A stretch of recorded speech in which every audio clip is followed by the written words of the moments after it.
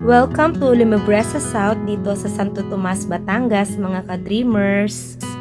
Today, ipapakita ko sa inyo ang aerial shot ng ating land development dito nga sa ating pinakabagong project ng Axia Development Corporation dito sa may Santo Tomas, Batangas. So kung nakikita nyo po, halos tapos na po tayo sa earthworks. So eto na po yung land development na.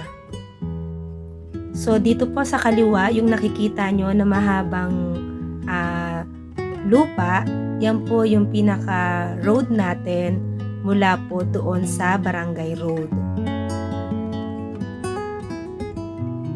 Anyway, ito nga palang Limabresa South po natin ay located sa San Miguel, Santo Tomas, Batangas, at yung iba pong part ay nasasakop na ng Barangay San Vicente, Santo Tomas, Batangas.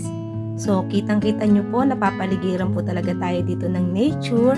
At syempre, kitang-kita po natin mula po dito sa site, ang napakaganda pong si Mount Makiling.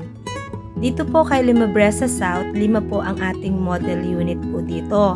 So, ang una nga po ay yung Jasmine Single Attach. And then yung duplex, Carnation po natin, ang ating Linnea, at yung pinaka-affordable po sa lahat ay yung pong ating row house. Kaso limited number of units lamang po itong ating row house po.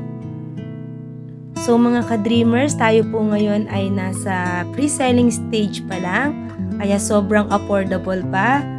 Napakababa pa po ng ating equity po dito, at ang ating pong reservation po dito kay Limabresa South ay 8,000 pesos lang po.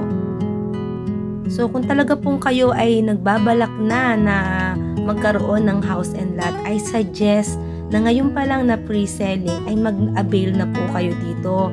Kasi once po na ito ay na-develop pa lalo, asahan po natin ang magpagtaas pa po ng presyo po dito. Ito po ay available through bank, Pag-ibig, and in-house financing. So saktong-sakto po ito lalo na po sa mga kababayan natin na OFW.